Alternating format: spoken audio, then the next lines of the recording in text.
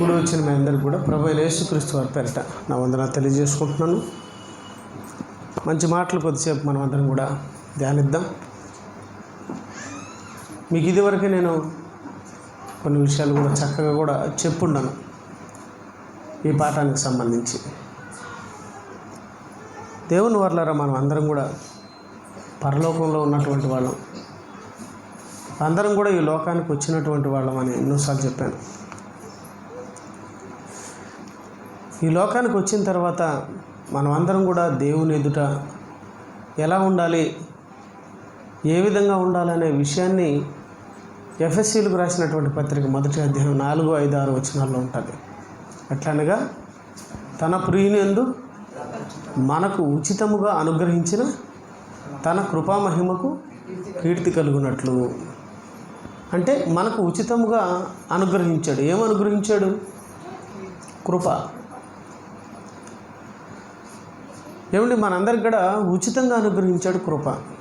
దాన్నే కృప అంటారు. కృప అంటే మనం ఏమీ ఇవ్వకపోయినా కూడా అవతల వ్యక్తి మనల్ని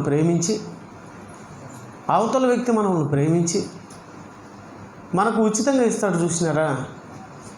అది ఏదో చిన్నది కాదు. మన ప్రాణం పోకుండా మనమందరం కాపాడబడ్డానికి ఇచ్చేది ఉంటుంది. చూసారా? దాన్ని ఏమంటారంటే కృప అంటారు. యేసుక్రీస్తు వారు మనమందరం చావవలసిన వారే ఉన్నాం. మనం చేసిన అతిక్రమణలను బట్టి, మనం చేసిన పాపాలను బట్టి మనం చచ్చిపోయేవాళ్ళుగా ఉన్నాం. అలాంటి సమయంలో యేసుక్రీస్తు వారి ద్వారా దేవుడు మనందరికీ ప్రాణభిక్ష పెట్టాడు. మనం చచ్చిపోవాల్సింది, మనం చేసిన పాపాలకు మనం చచ్చిపోవాల్సింది పోయి మనకు ప్రతిగా ఎవరు చచ్చిపోయారంటే యేసుక్రీస్తు వారు చచ్చిపోయారు. అంటే మన పట్ల దేవుడు చూపించిన కృప అది. దాన్ని కృప అంటారు. ఆ కృపా మహిమకు, ఆయన చూపించిన కృపకు కృతజ్ఞతగా తనకు మహిమ తీసుకొచ్చే పిల్లలుగా, తనకు కీర్తి తీసుకొచ్చే పిల్లలుగా మనం ఉండాలి. అంతే కదా? ఇదొమ్మ తీగురు అంటే ఇదొమ్మ పుల్లగూర. యేసుక్రీస్తు వారు మన కోసం చేసిన త్యాగం అంతా ఇంత కాదు. ఎంతో చెప్పండి. అది చెప్పడానికి కూడా వీళ్ళేనంత గొప్ప కార్యక్రమాన్ని మనం ఎడలు చేసినప్పుడు మనం ఏం చేయాలి? యేసుక్రీస్తు వారికి అది చెప్తున్నాడు. ఏమని చెప్తున్నాడంటే తన కృపా మహిమకు కీర్తి కలుగునట్లు. అంటే కీర్తి కలిగించే పిల్లలుగా మనం ఉండాలి. అంటే భూమి మీదకి వచ్చిన తర్వాతమ్మా తన చిత్త ప్రకారమైన దయా సంకల్పము చొప్పున యేసుక్రీస్తు వారి ద్వారా తనకు కుమారులుగా స్వీకరించుటకై మనములు ముందుగా తన కోసం నిర్ణయించుకొని మనం తన ఎదుట పరిశుద్ధులమును. మనం తన ఎదుట ఎలా ఉండాలి? పరిశుద్ధులు. మనం తన ఎదుట ఎలా ఉండాలంటే పరిశుద్ధులుగా ఉండాలి, పవిత్రులుగా ఉండాలి, నిర్దోషులుగా ఉండాలని దేవుడు కోరుకున్నాడు. నేను కొంతమందికి కొన్ని ప్రశ్నలు వేశాను. మనము పరలోకం నుండి వచ్చిన వాళ్ళమే కదా. ఎక్కడి నుంచి వచ్చిన వాళ్ళం అమ్మ? మనం అందరం చాలామంది అక్కడి నుంచి ఇక్కడికి వచ్చారు. ఎక్కడి నుంచి మళ్ళీ ఎక్కడికి వెళ్తారు? ఎక్కడి నుంచి వచ్చారు అక్కడికి వెళ్తారు. వాస్తవంగా మనమందరం ఆత్మీయంగా ఎక్కడి నుంచి వచ్చాం? వాస్తవమా కాదా? మనమందరం ఎక్కడి నుంచి వచ్చాం? పరలోకం నుంచే వచ్చాం. అంటే మనమంతా ఎక్కడ ఉన్నటువంటి వాళ్ళం అమ్మ? పరలోకంలో ఉన్నటువంటి వాళ్ళం. కరెక్టే కదా? మనంతా పరలోకంలో ఉన్నటువంటి వాళ్ళం. మరి పరలోకంలో మనం పరిశుద్ధులమా పాపులమా? బాగా వినాలా, ఎవరు నిద్రపోకూడదు, అలర్ట్గా ఉండాలా. ఈ వాక్యమే మనల్ని కాపాడేది. ఈ ప్రపంచంలో ఎవరు మనల్ని కాపాడరు. ఒక వాక్యమే మనల్ని కాపాడేది. ప్రభు ద్వారానే మనం కాపాడబడాలి. దేవుని వల్ల మనం అందరం కూడా పరలోకంలో పరిశుద్ధులమా పాపులమా?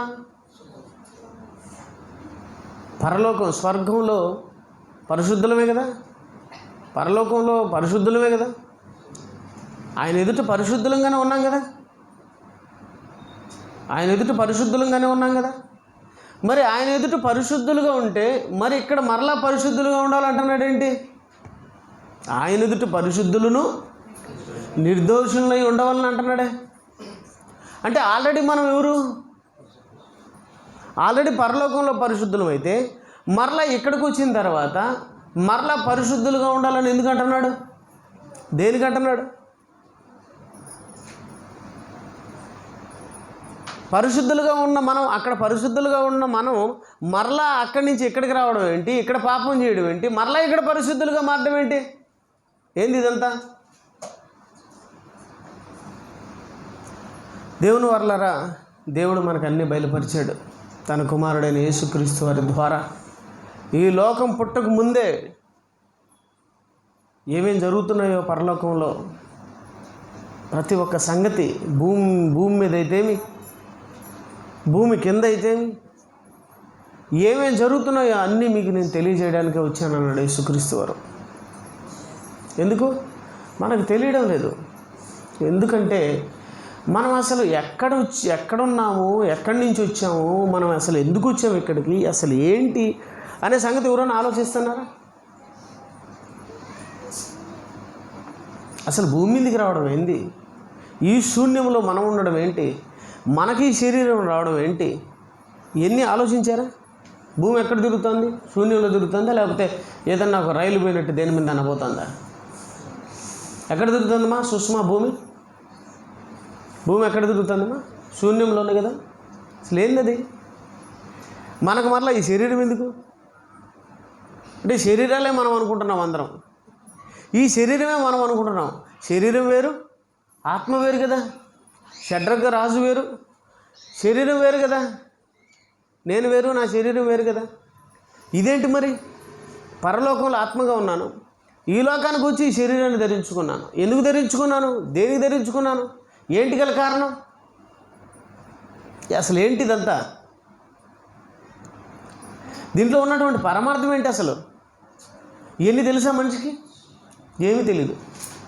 పుట్టినామా, పుట్టినరోజు చేసుకున్నామా, పెళ్లి రోజు చేసుకున్నామా, సచ్చిన రోజు చేసుకున్నామా, ఇంకంతేనా? అంతేనా? చచ్చిపోయిన తర్వాత ఏందో మరి తెలుసా మనిషికి? వాడు పోయి ఆడు చచ్చన్నాడు. ఈడిళ్ళు ఏం చేస్తున్నారు? కోడి కోసుకొని, గొర్రె కోసుకొని, ఇంకోటి కోసుకొని, అవి కోసుకొని పండగ చేసుకుంటున్నారు. వాడాడు ఏడుస్తున్నాడు, ఒరే బాబు నాకు కింద సుమారుగా కొంతమంది 5 మంది తమ్ముళ్ళు ఉన్నారు. ఆ మోషేను, ఆ ప్రవక్తలను పంపించేయ, సువార్త ప్రకటించు. వాళ్ళు కూడా నాలాగా ఎక్కడ ఈడికి వస్తారో వాళ్ళకు సువార్త ప్రకటించు. నేను కూడా ఈ పుట్టినరోజు, ఈ పెళ్లి రోజు వచ్చిందంటే పట్టలేం వాళ్ళను. ఒక నెల నుంచి ఏమండి మనకు ఏముందో తెలుసా, పలానా రోజు కనుక్కోండి అంటది. ఏంది కనుక్కునేది? కనుక్కోండి మాకు మెంటలు ఎక్కుతుంటే ఆయన తిరిగి వచ్చాం, ఏదో పనులలో ఉంటాం. కనుక్కోండి అంటూ ఉంటారు. ఏం కనుక్కోవాలా? వచ్చే రోజు ఏందో చెప్పండి ఉంటారు. ఏంటంటే పెళ్లి రోజు అంటారు. ఇంకొక రోజు ఏంది కనుక్కోండి, పుట్టినరోజు. పుట్టుకేడుంది మనిషికి? పుట్టినరోజు ఉందా? నువ్వు అప్పుడే పుట్టావా? మీ డేట్ ఆఫ్ బర్త్ మీకు కరెక్ట్ అనుకుంటున్నారా? మీ డేట్ ఆఫ్ బర్త్ చెప్పు. సుష్మా, నీ డేట్ ఆఫ్ బర్త్ చెప్పు. నాకు ఎదురుగా నువ్వే కనపడుతున్నావు, ఎవరు కనపడలేదు. చెప్పు. అక్టోబర్ సంవత్సరం 1999. అది నీ పుట్టినరోజు డేట్ ఆఫ్ బర్తా? స్పందన ముగ్గురు అక్క చెల్లెలు కూర్చున్నారు వరుసంగా. చెప్పండి మా అమ్మది. ఎప్పుడు నీ పుట్టినరోజు? కరెక్ట్ చేసింది, నాకు తెలుసు అని అంటుంది. మంచిది అది. పుట్టినరోజు రవన్నా, పుట్టినరోజు లేండి. ఒకవేళ పుట్టినరోజు అంటే ఏంటో తెలుసా? మనం భూమి మీదకే పుట్టాము, ఏదో ఇక్కడి నుంచి నా జీవితం ప్రారంభమైంది అనుకుంటున్నాను. ఏమండి, పుట్టడం అంటే అక్కడి నుంచే నువ్వు స్టార్ట్ అయ్యావని అర్థం. అక్కడి నుంచే నీ బ్రతుకు స్టార్ట్ అయిందని అర్థం కాదే. తల్లి గర్భంలో ఉన్నప్పుడు ఆ డేట్ ఎవరికి ఇస్తాం? తల్లి గర్భంలోకి రాకముందు నాన్న గర్భంలో ఉన్నప్పుడు ఆ డేట్ ఎవరికి ఇస్తాం? అక్కడి నుంచి తాత గర్భంలో ఉన్నావు కదా, ఆ డేట్ ఎవరికి ఇస్తాం? అలా లాస్ట్కి వెళ్ళిపోతే ఆదాము, ఎప్పుడు వచ్చాం ఆదాంలోకి తెలుసా? ఆదాంలోకి ఎప్పుడు వచ్చాం డేట్ తెలీదు. మరి దేవుళ్ళో ఉన్నాం మనం అందరం. మరి దేవుని దగ్గర ఉన్నప్పుడు ఎప్పటి నుంచి ఉన్నాం? దేవుని దగ్గర ఎప్పటి నుంచి ఉన్నాం? సరే ఆడైనా పుట్టామా? సరే పరలోకనైనా పుట్టామా? పుట్టిన డేట్ ఆఫ్ బర్త్ ఎవరికైనా తెలుసా? తెలీదు. అసలు మన గురించి మనకి ఏమీ తెలీదు. ఏమీ తెలియకుండా రోడ్ల మీద తిరిగే వాళ్ళు ఏమంటారమ్మా? ఇప్పుడు మానవులంతా ఎవరు అనుకుంటున్నారు? మనుషులంతా ఎవరు అనుకుంటున్నారు? ఈ పక్కకి ఆ పక్కకి 2 రోడ్లు వేసుకొని ఏమండి మధ్యలో ఒక డివైడర్ పెట్టుకొని తిరుగుతూ ఉంటారు. వీళ్ళంతా దేనికి తిరుగుతున్నారు? ఏమీ తెలియకుండా తిరిగే వాళ్ళు ఏమంటాం? ఇప్పుడు మనమంతా ఎవరు? యేసుప్రభు రాకంటే పిచ్చోళ్ళమే. ఆయన వచ్చినాడు కనుక ఏదో అంతో ఎంతో అన్నా తెలుసుకుంటున్నాం. ఆయన రాకపోయింటే మనకేమీ చెప్పకపోయింటే మన పరిస్థితి ఏంటి చెప్పండి? ఆలోచించండి ఈ మాటలు. అసలు మన గురించి ఏమీ తెలియదు మనకు. పుట్టుకనేది ఎక్కడుంది అసలు? దేవుడు ఎవరండి? మోసే అడుగుతాడు కదా, మీకు చెప్పినాను కదా, ఎవరయ్యా నిన్ను పంపించింది అంటే ఏం చెప్పాలి ప్రభు అంటే దేవుడు ఏం చెప్పాడు మోసే గారికి? నేను ఉన్నవాడనని చెప్పు. నిర్గమకాండం 3:14 మీ అందరికీ తెలుసు కదా. నేను ఉన్నవాడనని చెప్పాయా. ఎవరండి దేవుడు? ఉన్నవాడైనా అమ్మ పిల్లలు జాగ్రత్త. ఉన్నవాడైనా మరి ఉన్నవానిలో నుంచి వచ్చిన మనం లేని వాళ్ళమా? పుట్టిన వాళ్ళమా? ఎవరండి మనం? ఉన్నవాళ్ళం. మరి పుట్టుక ఎక్కడుంది? మీకు ఒక మాట చెప్తా. ఆ గోడ ఉంది. ఆ గోడలోంచి ఒక ఇటుక తీసాను, లేకపోతే కొంచెం సిమెంట్ తీసాను, ఏదో మొత్తానికి కొంచెం తీసాను దాంట్లోంచి తీసిన తర్వాత దాన్ని ఇది ఎప్పుడు పుట్టిందంటే ఏం చెప్తారు మీరు? అది పుట్టిందా దాంట్లోంచి తీసిందే? బాగా ఆలోచించాలి మీరు. అది పుట్టిందా లేకపోతే దాంట్లోంచి తీసిందా? దాంట్లోంచి తీసాం. పుట్టడం ఎక్కడుంది? దాంట్లోంచి తీసాం. ఇప్పుడు మనం అంతా ఆత్మలమా కాదా? ఈ శరీరాన్ని వదిలితే ఈ శరీరం ఎన్ని రోజులు ఉంటుందిలే? మహా అంటే ఎన్ని రోజులు ఉంటుంది? ఉంటుందమ్మా తల్లి శివ?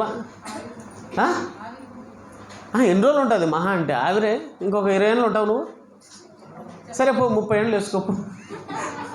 ఉండిలేమ్మా. మానికమ్మా నువ్వు ఒక 40 ఏళ్ళు ఉండాలనుకుంటున్నావా? ఎప్పుడైనా సిద్ధమే, అది కాదు. ఎన్ని రోజులు ఉండాలా ఏరా? పోండి 90 వేసుకోపు. ఉండిలేవు మనోళ్ళు ఏదన్నా కాయగూరలు తింటున్నారేమో, మంచి ఫుడ్ తింటున్నారేమో. 40-50 వేసుకుంటూ మళ్ళీ ఎన్ని రోజులు ఉంటాం? మొత్తానికి ఒకరోజు అదే యాకోబు కాడికి పోవాల్సిందే. సమాధంలో ఉంటాడు కదా అన్న. మనమంతా కూడా మన శరీరాలన్నీ కూడా ఆడికి పోవాల్సిందే. పొద్దురాలే మనం ఉండేది, ఈ శరీరం ఉండేది. మనమంతా ఎవరు? ఆత్మలు. మంది ఆత్మీయ జీవితం, శరీరానుసారమైనటువంటి జీవితం కదా. మీరు పాపం ఏదేదో ఆలోచించుకుంటూ ఉంటారు, ఏదేదో వెళ్ళిపోతూ ఉంటారు ఎట్టట్టో. అసలు మన జీవితం గురించి ఆలోచన చేస్తే, ఆత్మకున్న ఆయుష్ గురించి ఆలోచన చేస్తే, ఈ భూమి మీద మానవుని అసలు జీవితం లెక్కలకు కూడా రాదు. ఎప్పటి నుంచి ఉన్నాం మనం? దేవుడు ఎప్పటి నుంచి ఉన్నాడో అప్పటి నుంచి ఉన్నాము లేదా? ఈ మానవుని జీవితం ఏంటండి? అసలు మానవుడు అర్థం కాక మనిషి ఏమైపోతున్నాడంటే ఎట్లంటే అట్లా వెళ్ళిపోతున్నాడు. ఏదేదో ఆలోచించుకుంటూ వెళ్ళిపోతున్నాడు. ఏం లేదు. ఆమె చెప్పినట్టు మానవుని జీవితం ఆవిరి వంటిది, కొద్ది రోజులు అంతే. అంటే ఆవిరి ఎట్లా కనపడి మాయమైపోతుందో ఈ భూమి మీద మానవుని జీవితం కూడా అంతే అండి. అంటే ఆత్మకున్న ఆయుష్లో ఈ మానవుని జీవితం ఆవిరి వంటిది. దానికోసం మనిషి పడే ఆరాటం, పోరాటం, చాలా ఇబ్బందులు పడుతూ ఉంటాడు. దేవుని వల్లరా యాక్చువల్గా మనమందరం కూడా ఆత్మలము. ఇది కాదు మనం, ఇది శరీరం. మనకు దేవుడిచ్చిన శరీరం. ఒకరోజు దీన్ని వదిలేయాలి. ఆత్మలం. ఈ ఆత్మ ఎక్కడి నుంచి వచ్చింది? ఎవరిలోంచి వచ్చింది? అందుకే కీర్తనకారుడు మేమందరం కూడా నీలో భాగము, మేమందరం కూడా నీలో భాగం అంటాడు. ఎక్కడుంది బలరాం? అది కీర్తన గ్రంథంలో కీర్తనకారుడు అంటాడు, ఏమంటాడంటే నీలో మేమందరం కూడా భాగాలు అంటాడు. భాగాలు అంటాడు అంటే దేవునిలో మనం అంతా ఎవరు? భాగం. ఇప్పుడు ఆ గోడలోంచి కొంచెం తీయగానే దాంట్లోంచి కొంత భాగం మనం ఏం చేసాం? బయట తీసాం. అలాగే దేవుడిలో నుంచి మనం కూడా ఏమేమంటే కొంచెం తీయబడ్డాం. అంతే కదా మరి. గోడలోంచి కొంచెం తీసినట్టు ఆయన ఆత్మను ఏం చేసినాడు? విభాగించినాడు. అప్పుడప్పుడు తల్లిదండ్రులు అంటారు, రే నువ్వు నా రక్తం రా అంటారు. నువ్వు నా రక్తం రా, నాలో నుంచి వచ్చిన వాడు అంటారు. అలాగే దేవుళ్ళ నుంచి వచ్చిన వాళ్ళు మనం. ఉదాహరణకండి, బంగారం ముద్ద ఉంది, దాంట్లో కొంచెం బంగారు తీసి కమ్మలో, ముక్కుపల్లో, చైన్లో ఇవన్నీ చేస్తూ ఉంటారు. అది ఎక్కడి నుంచి వచ్చింది? బంగారులోంచి వచ్చింది. ఈ బంగారం ఇప్పుడే పుట్టింది అనే దానికి లేదు. ఆ బంగారు ఎక్కడి నుంచి వచ్చిందంటే ఈ ముద్దలోంచి వచ్చింది. అలాగే దేవుళ్ళలోంచి మనం అందరం వచ్చాం. దేవుళ్ళలోంచి మనం అందరం వచ్చాం. అంటే మనం అందరం ఎక్కడున్నటువంటి వాళ్ళం? దేవునిలో ఉన్నటువంటి వాళ్ళం. మనం అందరం ఎక్కడున్నటువంటి వాళ్ళం? దేవునిలో ఉన్నటువంటి వాళ్ళం. మనం అందరం ఎక్కడున్నటువంటి వాళ్ళం? దేవునిలో ఉన్నటువంటి వాళ్ళం. దేవుడు ఎప్పటి నుంచి ఉన్నాడు చెప్పగలరా? ఆయనకి పుట్టుకుందా? లేదు. నీకెట్టొస్తుంది మరి పుట్టుక? ఆయనకు పుట్టుక లేనప్పుడు మనకు పుట్టుక ఎట్టొస్తుంది?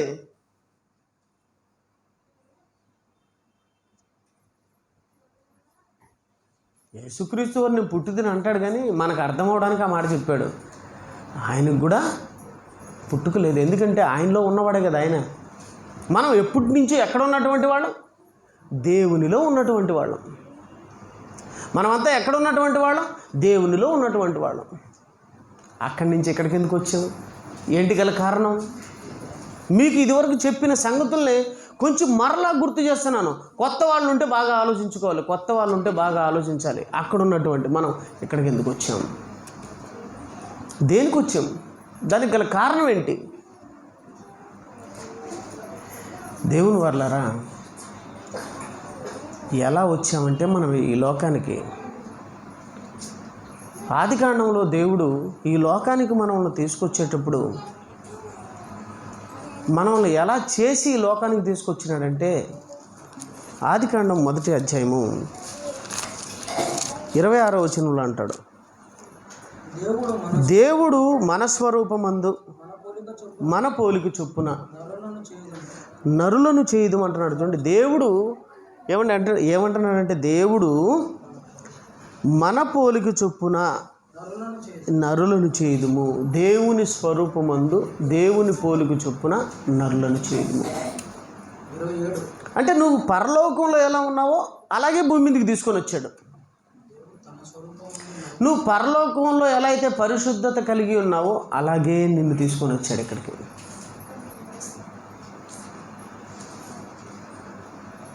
పరలోకంలో పరిశుద్ధులమే కదా, పరలోకంలో పరిశుద్ధులమే కదా. ఏం సైలెంట్గా ఉంటున్నారా? పరలోకంలో పరిశుద్ధులమే. పరలోకంలో పరిశుద్ధులుగా పాపులుగా స్థలం? పాపులకు స్థలం ఉండదు. ప్రకటన గ్రంథం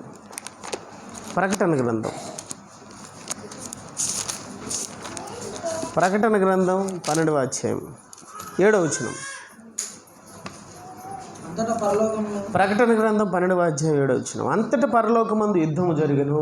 ఎక్కడ జరిగింది యుద్ధం? పరలోకంలో యుద్ధం జరిగింది. మికాయేలు అతని దూతలను ఆ గడసర్పంతో యుద్ధం చేయవలననుండగా పరలోకంలో యుద్ధం జరిగింది. ఆ యుద్ధం ఎవరితో జరిగిందంటే ఆ ఘటసర్పంతో యుద్ధం చేయవలనని ఉండగా, అంటే మికాయేలుతో ఏమండి దూతలు యుద్ధం చేయవలనని ఉండగా, దేవదూతలు అంటే ఈ సైతాన్ గాడు, దేవదూతలు వీళ్ళందరూ కూడా పరలోకంలో మికాయేలు అంటే ఎవరో తెలుసు కదా మీ అందరికీ. ఎవరండి అతను? దేవదూత. ఈ దేవదూత క్యాడర్ ఏంటంటే ప్రధాన దూత. ఈ దేవదూత క్యాడర్ ఏంది? ప్రధాన దూత. ఈ దేవదూత, ఈ ప్రధాన దూతతో యుద్ధం. ఎందుకు యుద్ధం జరిగింది పరలోకంలో? పరలోకంలో యుద్ధం ఎందుకు జరిగింది? పరలోకంలో యుద్ధం ఏంటి అసలు? పరలోకంలో యుద్ధం ఎందుకు జరిగింది తెలుసా?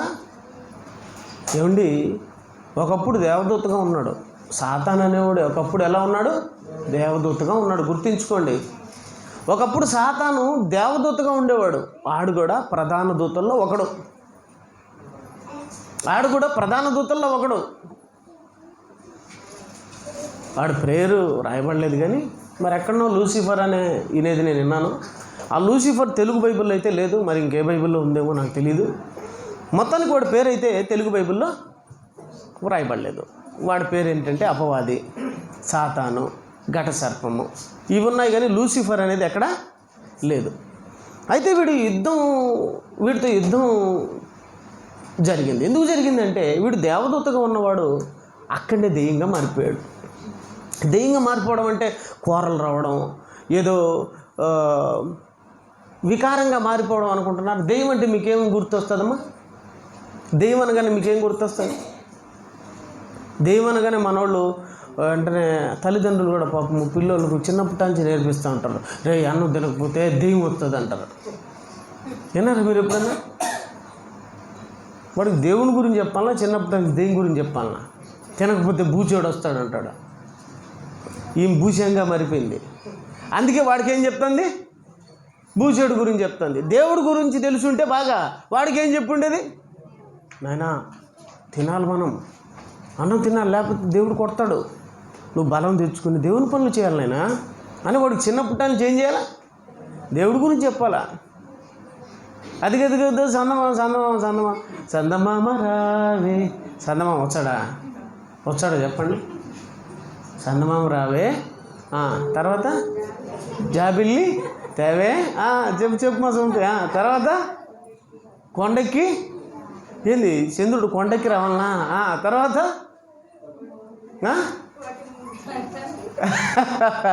చెప్పులేమ్మా, ఏం పర్వాలేదులే, ఇప్పటి నుంచి బాగా నేర్చుకోండి. ఇంతకుముందు అంటే అట్టున్నారు కనుక ఇప్పటి నుంచి స్టడీ అవ్వండి. తర్వాతమ్మా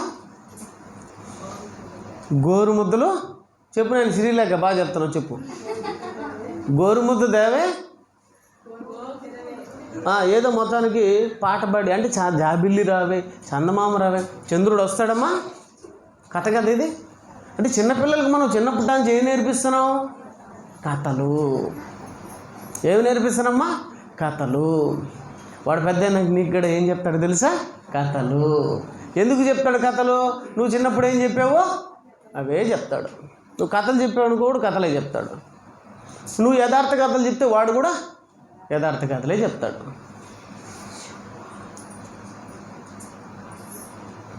దెయ్యం అనేది ఎలా ఉంటుంది? దాని రూపం ఎలా ఉంటుంది? దాని రూపం? కోరలు, జుట్టు అంతా ఎరబోసుకొని, సినిమాల్లో అయితే ఇంకా వెరైటీగా చూపిస్తారు. ఏది? ఆ దెయ్యము ఆడదెయ్యమే ఉంటుంది. అందులో దెయ్యం అనేది పగులు తిరగదంట. ఎప్పుడు తిరుగుతుంది దెయ్యం? రాత్రుల్లోనే. అది టైమింగ్ ఏది? 12 గంటలకు. దానికి మళ్ళీ యూనిఫామ్ మాదిర ఒకటే చీర వైట్,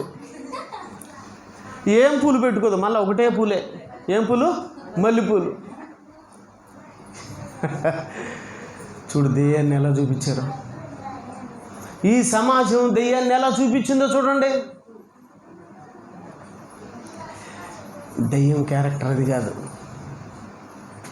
దెయ్యం రూపం అది కాదు. దెయ్యం అంటే దేవదూత దెయ్యంగా మారిపోయాడు.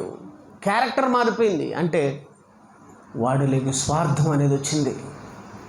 ఏమొచ్చింది? స్వార్థం వచ్చేసింది. ఏం స్వార్థం? ఈ పరలోకం నా వశం కావాలి. ఈయనేంటో తన పిల్లలకి ఇస్తాడంట ఈ పరలోకం. పిల్లలు పుడతారంట, ఆ పిల్లలకి ఇస్తాడంట ఈ పరలోకం. అంటే మాకు లేదా పరలోకం? అంటే వీళ్ళ పిల్లలకా పరలోకం? మరి ఆయన ఆస్తి ఎవరికి? మీ ఆస్తి ఎవరికి? నాకు ఇచ్చారా? మీ ఆస్తి మీకు, మీ ఆస్తి మీ పిల్లలకు, నా ఆస్తి నా పిల్లలకు. మరి దేవుడు ఆస్తి దేవుని పిల్లలకు అంటే మనకే. అంటే మరి ఎవరో సొత్తుకు మనం ఎందుకు ఆశపడ్డాం? ఎవరో సొమ్ముకు మనం ఎందుకండి ఆశపడ్డాం? ఎవరినో మనం ఎందుకు ఆశపడ్డాం? మనకున్న దాంతో తృప్తి పడాలి కానీ ఎవరి దానికో మనం ఎందుకండి ఎంబలాడ్డాం?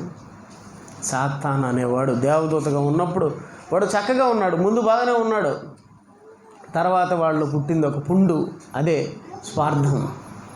నాకు ఆ సింహాసనం కావాలా, నేను కూడా అక్కడ కూర్చోవాలా, నేను కూడా అక్కడ ఆ స్థాయిలో ఉండాలనే ఆలోచన వాడికి వచ్చింది. ఎప్పుడైతే ఈ ఆలోచనలు వచ్చాయో వాడు ఏమైపోయాడు తెలుసా? దెయ్యంగా మారిపోయాడు. అంటే ఈ ఆలోచనలు కలిగిన వాడు ఎవరు? దెయ్యము. అంటే ఇవన్నీ మనకుంటే మనం కూడా దెయ్యాలమే, ఇవన్నీ లేకపోతే మనం కూడా దైవాలమే. ఇలా పరీక్షించుకుంటూ వాక్యాన్ని మనం వెళుతూ ఉండాలి. ఎప్పుడైతే స్వార్థం అనేది వచ్చిందో వాడు దెయ్యంగా మారిపోయాడు. అంటే మనకు కూడా స్వార్థం ఏమైనా ఉందా లేదా? దీన్ని బట్టి స్వార్థం అనేది మనకు ఉండకూడదు. ఉన్న దాంట్లో తృప్తి పడుతూ వెళ్ళిపోవాలి. లేని పని దానికోసం వెంపర్లాడకూడదు. వాడుకుంది కదా మాకు ఉండాలనే ఆలోచన ఉండి ఏదేదో చేయాలని స్వార్థపూరితమైనటువంటి కార్యక్రమాలు చేస్తూ నాశనం అయిపోకూడదు. ఈరోజు మనుషులందరూ కూడా స్వార్థ ప్రియులుగా మారిపోయారని తిమోతి గ్రంథంలో దేవుడు సెలవిస్తున్నాడు పౌలు గారి ద్వారా. మనుషులంతా ఎవరంట? స్వార్థ ప్రియులు, బింకములాడవారు. సాతాను ప్రారంభంలో అలాగే ఉన్నాడు. వాడు ఎప్పుడైతే అక్కడ అలాంటి ఆలోచనలు వచ్చినాయో వాడు దెయ్యంగా మారిపోయాడు. అంటే వాడు ఆలోచనల ద్వారా, వాడు స్వార్థం ద్వారా వాడు దెయ్యంగా మారిపోయాడు. మంచిగా ఉన్నవాడు చెడిపోయాడు. మనం అప్పుడప్పుడు అనుకుంటూ ఉంటాం, వీళ్ళు ఇట్ట అనుకునేమే, మనం ఇలాంటి వాళ్ళ, వీళ్ళ గురించి ఇట్ట అనుకుంటే వీళ్ళు ఇలాంటి వాళ్ళ, వీళ్ళు ఇలాంటి వాళ్ళ, వాళ్ళు అలాంటి వాళ్ళ, అయ్యో మనం నమ్మేసామే, అయ్యో మనం ఇది చేసామని మనం అనుకుంటూ ఉంటాం. దేవుని వల్ల ఒకప్పుడు మంచివాడే, చక్కగా ఉన్నవాడే, తర్వాత వాడు దెయ్యంగా మారిపోయాడు. అంటే పాపాత్ముడుగా మారిపోయాడు. స్వార్థప్రియుడు ఎవరు? పాపాత్ముడు కదా, పరిశుద్ధుడా? పాపాత్ముడు. ఎప్పుడైతే పాపాత్ముడుగా మారిపోయాడు, ఏమండి వాడిని ఏం చేశాడో తెలుసా? దేవుడు మిఖాయిల్ని పంపించాడు. దేనికి పంపించాడంటే చూడండి, అంతటా పరలోకమందు యుద్ధము జరిగిన మిఖాయేలును అతని దూతలను ఆ ఘట సర్పంతో యుద్ధము చేయవలనని ఉండగా ఆ ఘట సర్పమును దాని దూతలను యుద్ధము చేసిరి కానీ గెలవలేకపోయిరి గనుక పరలోకమందు వారికిక స్థలం లేకపోయెను. అంటే పాపాత్ములకు పరలోకంలో స్థలము ఉండదు. దీన్ని బట్టి ఇక వారికి స్థలము లేకపోయెను. ఇంకా వారికి స్థలం లేదు అక్కడ. దేవుని పిల్లలారా, మనం కూడా భవిష్యత్తులో పరలోకంలో మన స్థితి కూడా ఎలాంటి స్థితికి వస్తుందో దేవుడు మనల్ని ఒక అంచనా వేశాడని నేను మీకు ముందే చెప్పాను. దేవుడు కూడా మనల్ని ఒక అంచనా వేశాడు. ఆయన మహాజ్ఞాని, సర్వాంతర్యామి. కొన్ని ఏళ్ల తర్వాత నువ్వు నేనేం చేయగలమో కనుక్కోగలిగినటువంటి కెపాసిటీ ఉన్నవాడు. పరలోకంలో మనం కూడా, ఈ దేవదూత ఏమైపోయింది? దెయ్యమైపోయింది. అంటే పరలోకంలో పాపం చేయడానికి అవకాశం ఉందా?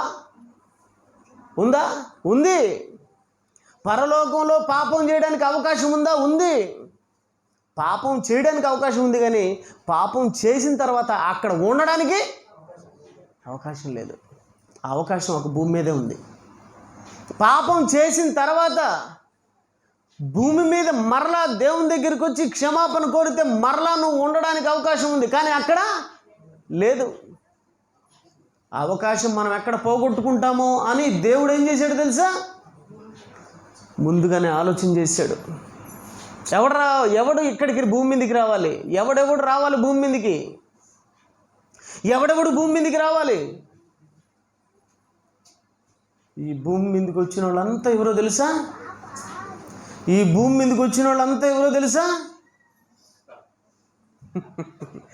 నీతిమంతుడు ఒక్కడును లేడు.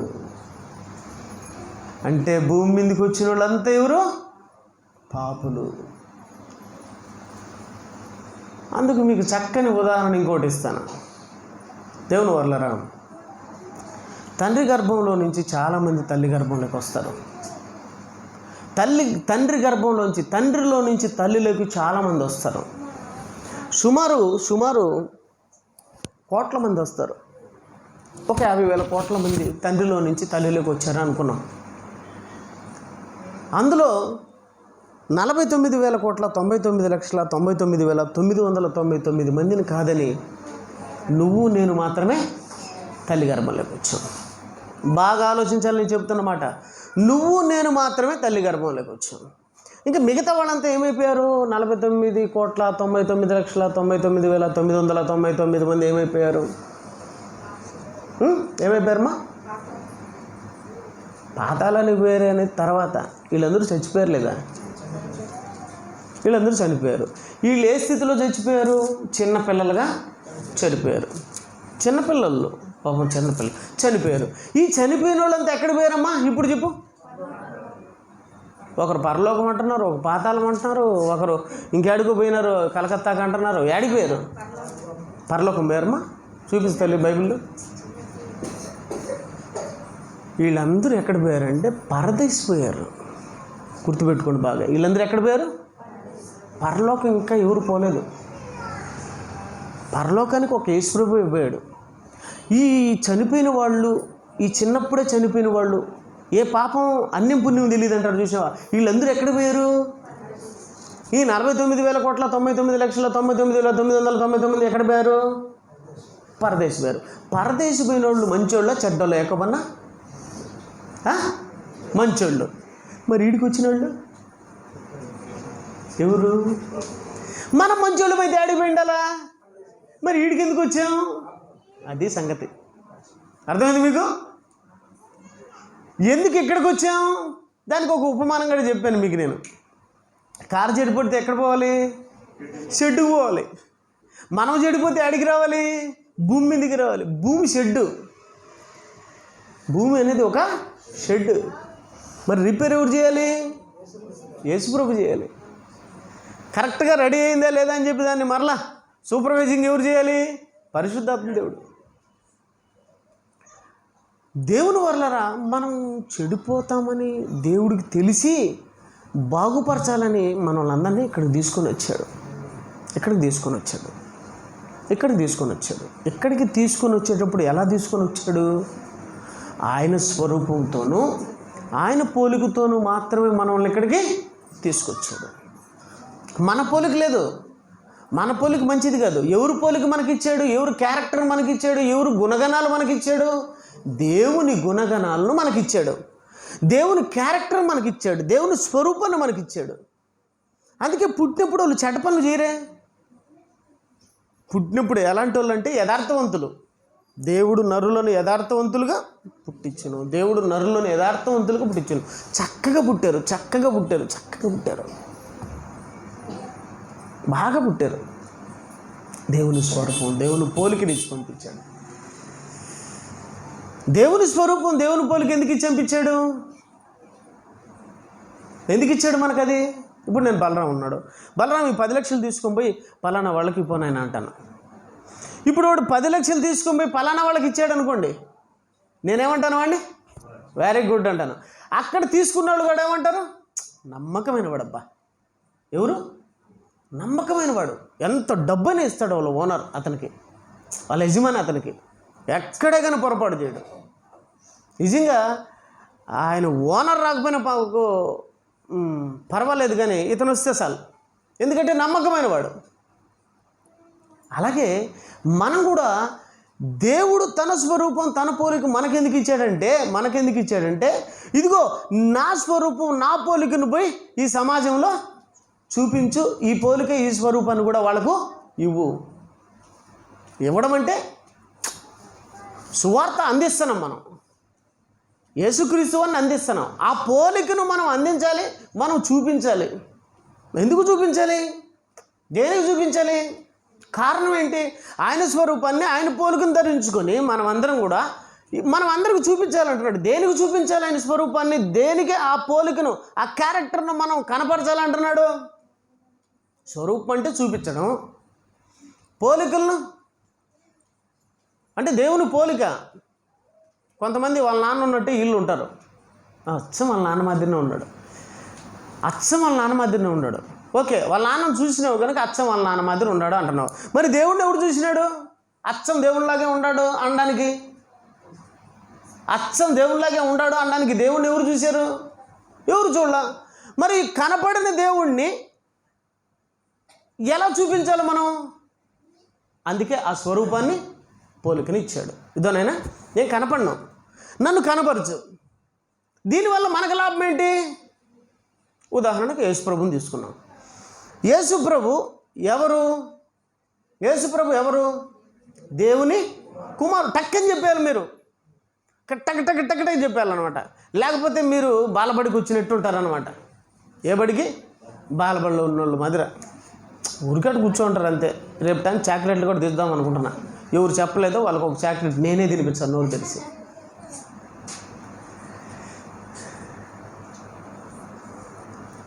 దేవుని పిల్లరా, యేసుక్రీస్తు వారు ఉన్నారు. యేసుక్రీస్తు వారు ఎవరు?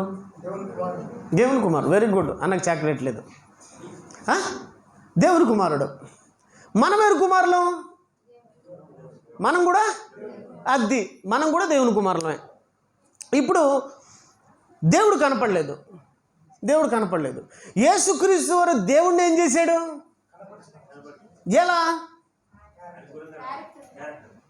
ఎలా కనపరిచాడు? చూపిస్తాను చూడండి. యోహాను సువార్త 5వ అధ్యాయము 19వ వచనం. యోహాను సువార్త 5వ అధ్యాయం 19వ వచనం.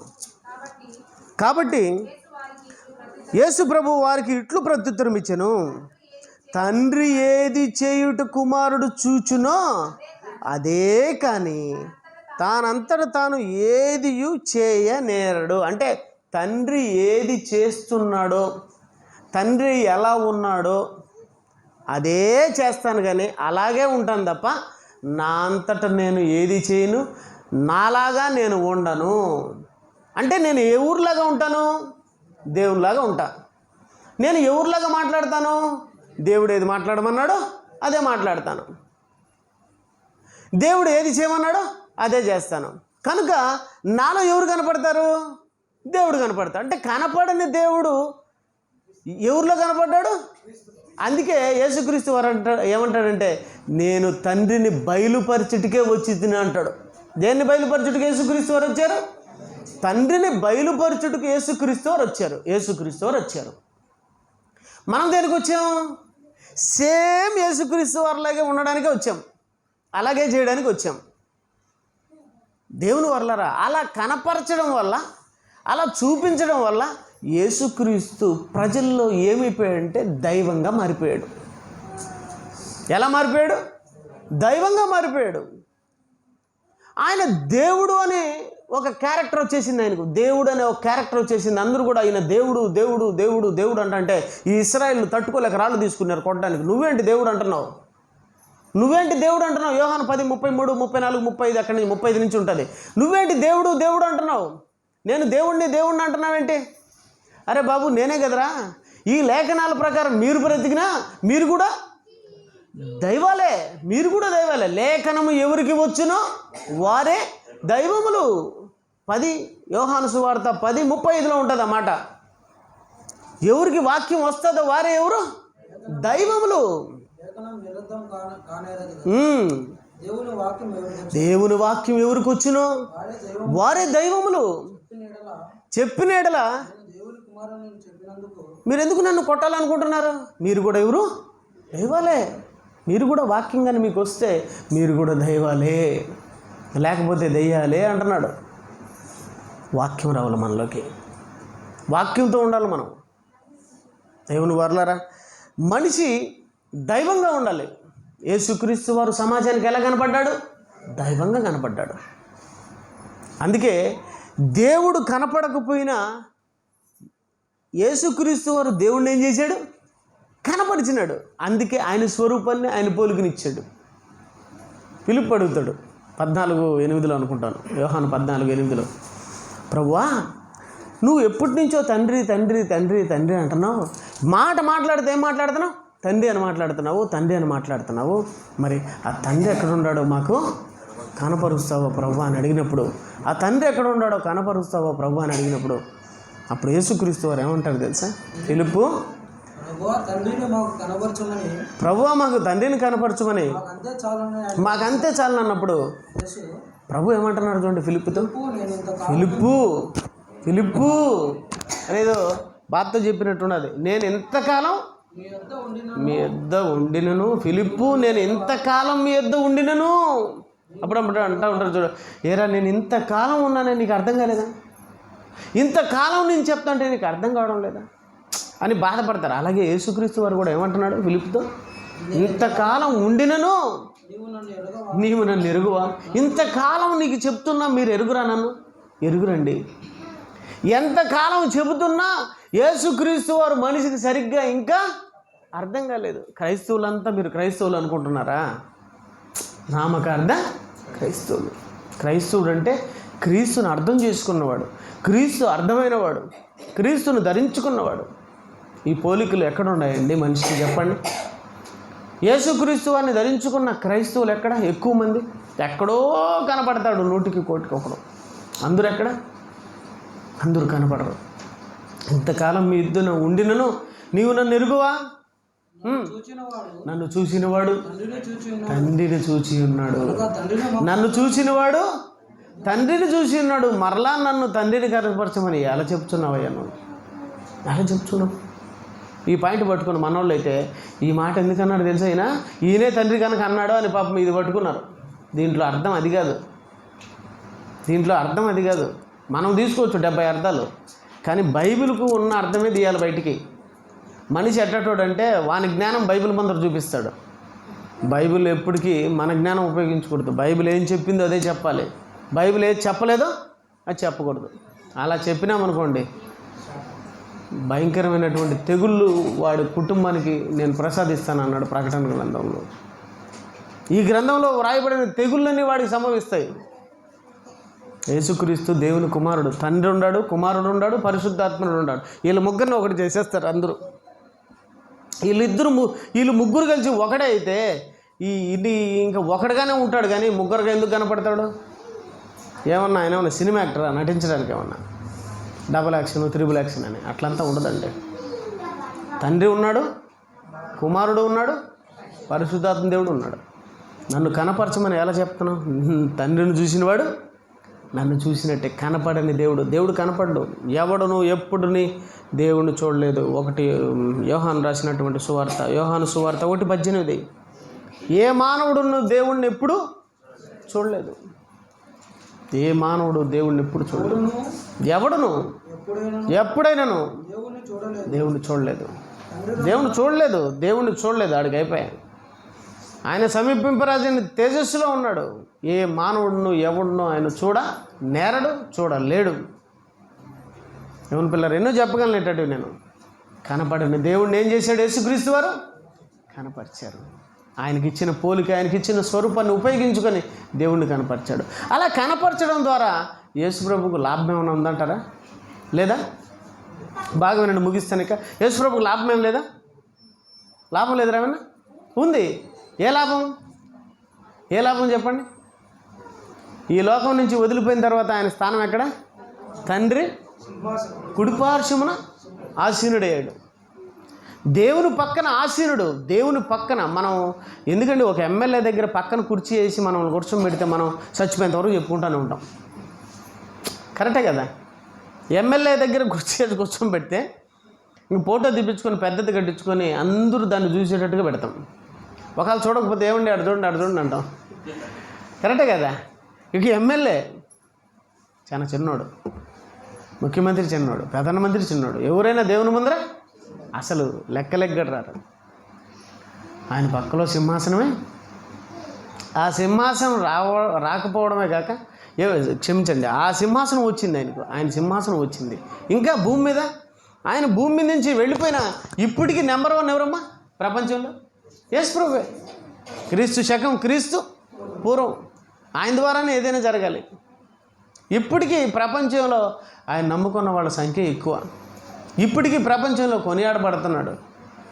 ప్రపంచంలో ఏ విషయంలో తీసుకున్న యేసుప్రభువే నెంబర్ 1గా కనపడతాడు. అంటే దేవుణ్ణి కనపరిచినందుకు, దేవుణ్ణి చూపించినందుకు, ఆ క్రియలను జరిగించినందుకు యేసుప్రభుకు లాభాలు ఎన్నో అండి. అలాగే మనం కూడా ఆయన పోలికతో, ఆయన స్వరూపంతో ఉన్నాం. మనం కూడా ఆ స్వరూపాన్ని పోగొట్టుకోకుండా, ఆ పోలికను పోగొట్టుకోకుండా యేసుక్రీస్తు వారిలాగా మనం కూడా ఎలా ఉండాలి తెలుసా? యేసుక్రీస్తు వారు ఏమై ఉన్నారంటే, ఒక మాటలో చెప్పాలంటే ప్రేమ అయి ఉన్నాడు. ఏమై ఉన్నాడు? ప్రేమ. ప్రేమ. ఏమండి, యేసుప్రభుని ఎవరైనా సరే వదులుకోవాలనుకుంటారా? మనసున్నవాడు, మంచి హృదయం ఉన్నవాడు, అంత మంచిని ఎవరైనా వదులుకోవాలనుకుంటారా? మనమైతే వదులుకోమండి. నేనైతే అస్సలు వదులుకోను. నాకు ఎంతో పని ఉంది బయట. ఇప్పుడు నన్ను అంతా ఎమ్మెల్యేల కాడ, మినిస్టర్ కాడ పెట్టి అందరిని ఆహ్వానించాలి. రేపు మీటింగ్ ఉంది. రేపు పొద్దున్న మీటింగ్, పెద్ద మీటింగ్. ఆ మీటింగ్ కూడా క్రైస్తవుల కోసమే. వాళ్ళకు వస్తున్న ఇబ్బందులను వాళ్ళందరికీ తెలియజేయడానికి మీటింగ్ పెట్టాం. కానీ నా మనసు ఎక్కడుందో తెలుసా? మేయర్ దగ్గర ఉన్నాం. మేయర్ దగ్గర నుంచి ఇంకా మినిస్టర్ గారి దగ్గరికి వెళ్ళాలి. వాళ్ళు మేయర్ దగ్గర ఉన్నారు. ఇంకా ఎంతసేపు పడుతుంది అంటే, ఇంకా టైం పడుతుంది సార్ అన్నాడు. సరే ఇప్పుడే కిందికి పోయి వస్తా అని చెప్పాను. చక్కగా ఎక్కడికి వచ్చేసాను. నా మనసు అంతా ఎక్కడుందంటే ఇక్కడ ఉంది. ఎందుకంటే ప్రభు కంటే గొప్పది ఎక్కడ లేదండి. ప్రభుకు మించింది లేదండి. నాకు ఆయన ఉంటే చాలనిపించింది.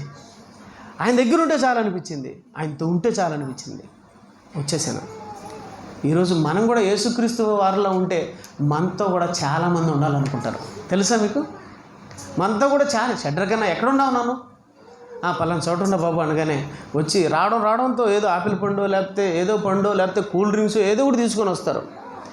బాబు ఎందుకంటే అన్నయ్య నీకు ఇస్తే మాకు ఆశీర్వాదం అన్న, తీసుకున్నా అంటారు. ఒకరు ఏదో వాళ్ళకి కలిగింది చేతిలో పెడతారు. ఎందుకమ్మా వద్దమ్మా అంటే, అన్న నువ్వు పెట్టుకోన్నా, నువ్వు 500 పెట్టుకో, మాకు 5,000 ఇచ్చాడు దేవుడు అంటే వాళ్ళకి అర్థమైపోయింది. నాకు ఎలా అర్థమైపోయిందో మీకు. అంటే ఒక మనిషితో మనం ఎందుకు ఉండాలనుకుంటాం? మంచితనం అంటే ప్రేమ. ఇంక్లూడ్ మనమంతా పైనుంచి కింద వరకు ఏమై ఉండాలి? ప్రేమ అయి ఉండాలి. అంటే దేవుని స్వరూపం ఏమైనది? ప్రేమ అయినది. పోలిక మనకు ప్రాణం పెట్టింది. పోలిక అంటే క్యారెక్టర్, ఆయన గుణగణాలు ఏం చేసినాయి మన కోసం? క్రియలు. పోలిక క్రియలు ఏం చేసాయి? మన కోసం ప్రాణం పెట్టాయి, మన కోసం చచ్చిపోయినాడు. ఆ ప్రేమకి ఎవడండి పడిపోడు చెప్పు? ఆ ప్రేమకి ఎవడు పడిపోడు చెప్పు? ఈరోజు అదే ప్రేమను ధరించుకొని మనం కూడా ఈ ప్రపంచాన్ని పడగొట్టాలండి. దేవుని కోసం పడగొట్టాలి. ప్రేమలో పడగొట్టాలి, ప్రేమతో పడగొట్టాలి. క్రీస్తు దగ్గరికి తీసుకొని రావాలి దేవుని పిల్లలారా. కానీ దానికి రివర్స్లో వెళ్ళిపోయింది బండి. దానికి రివర్స్లో వెళ్ళిపోయింది. ఆ స్వరూపము, ఆ పోలిక ఏమైపోయింది? మనిషికి ఏమైపోయిందండి? దేవుడు ఇచ్చిన పోలిక స్వరూపం ఏమైపోయింది రవీణ? పోయింది అనడానికి బైబిల్లో ఎక్కడుంది? సరైనటువంటి వచ్చిన గలతీ 4:19 ముగిస్తాను. గలతీ 4:19. గలతీలు రాసినటువంటి పత్రిక 4:19 నా పిల్లలారా, క్రీస్తు స్వరూపము మీ యందు ఏర్పడు వరకు, క్రీస్తు స్వరూపం మీ యందు ఏర్పడు వరకు మీ విషయమై మరలా నాకు ప్రసవ వేదన కలుగుచున్నది.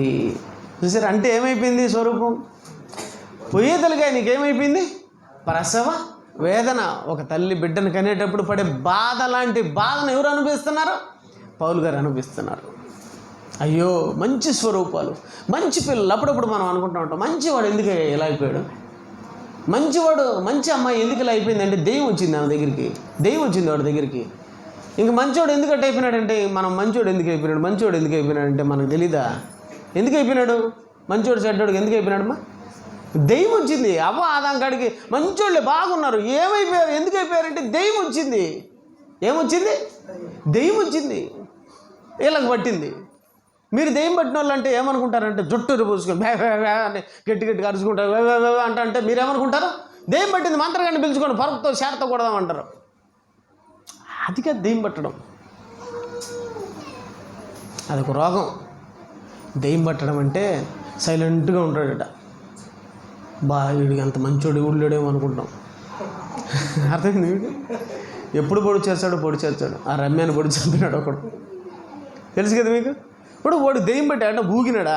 ఊగుంటే పాప మా అమ్మాయి తప్పించుకొని ఏం చేసిండు? వాడు పరిచయమైనప్పుడు అని చూడు అంటా ఉండుంటే ఆ అమ్మాయి వాడి దగ్గరికి పోయిండేదే, ఐ లవ్ యూ చెప్పిండేదే, ఐ హేట్ అని పరిగెత్తుండు. కానీ సైలెంట్గా వాడు ఉన్నాడు.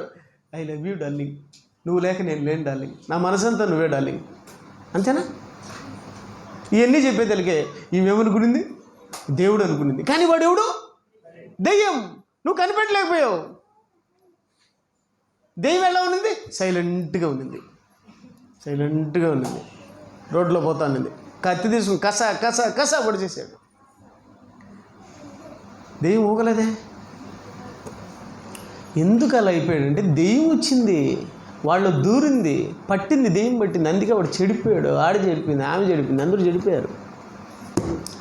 తిరిగి మరలా వాడు బాగుపడాలి. స్వరూపం పోగొట్టుకున్నాడు, మరలా స్వరూపం రావాలి రావాలి రావాలి. అందుకే ఈ వాక్యం, మీరు రావాలి రావాలి అని. ఎందుకంటే మిమ్మల్ని అరుస్తూ ఉంటాను. ఎందుకో ఈ వాక్యం లేకపోయింది అనుకో, మీ దగ్గరికి ఎవరు వచ్చారు?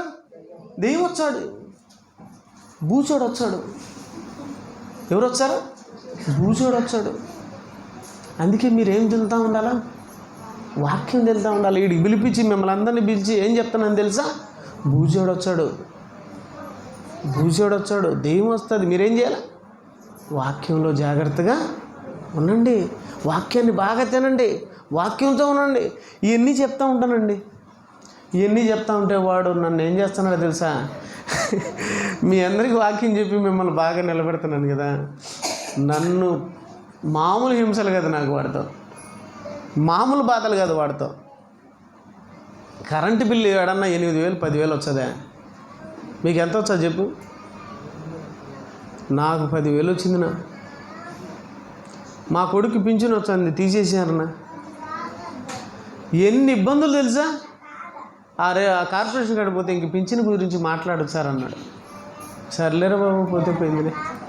అంటే మనల్ని పెట్టరాని ఇబ్బందులోనే పెడతాడు. ఎందుకు? పరీక్షించాలి. నాకు కోపం వచ్చి మా అమ్మని తిడుతున్నాను, ఈ దరిద్రపు ఇల్లు ఇచ్చినావు నాకని.